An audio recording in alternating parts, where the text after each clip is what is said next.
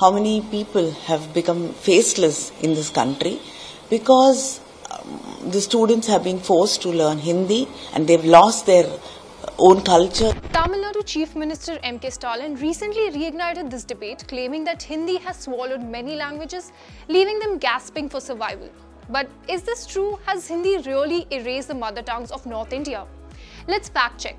For a long time, states like Uttar Pradesh and Bihar have been called the Hindi heartland. But the reality is more complex. Only about 26% of Indians speak Hindi as their mother tongue. English students in the house, give me a A. Okay. Tamil. Okay. Hindi. Varavela Hindi. Okay. National language official language. Many counted as Hindi speakers, 43%, actually speak Bhojpuri, Rajasthani, Magai and others. तो ये हम लोग हैं 80% देहात है भारत, पहले तो जान लो. I know many languages. You know that I know 9 languages. मुझे 9 भाषा आती है. लेकिन मैं जानबूझकर देसी भाषा करता हूँ. भोजपुरिया बोलीला काहे के हमरे माई का बोली बा. Paul R. Brass, in his book Language, Religion and Politics in North India, explains how Hindi's rise came at the cost of Urdu, Maithili and Punjabi. The first language to face this onslaught was Urdu, and we can feel its tremors even now. In UP, the assembly proceedings could now be heard in Hindi as well as Awadhi, Braj, Bhojpuri, Bundeli and English languages. After senior Samajwadi Party leader and leader of opposition Pandey opposed the introduction of English and saw the inclusion of Urdu instead, this is what the CM had said. After independence, there was an attempt to make Hindi India's national language. But protests, especially in Tamil Nadu, forced the government to compromise.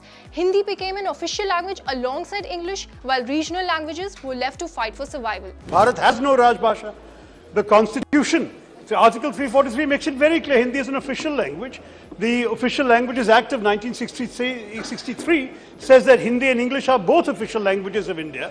Fast forward to today, and major languages like Bhojpuri and Rajasthani still don't have official recognition in the 8th schedule of the Constitution, while languages spoken by smaller populations like Bodo and Nepali do. So when people say Hindi is swallowing these languages, they mean the government is not recognizing them as independent languages.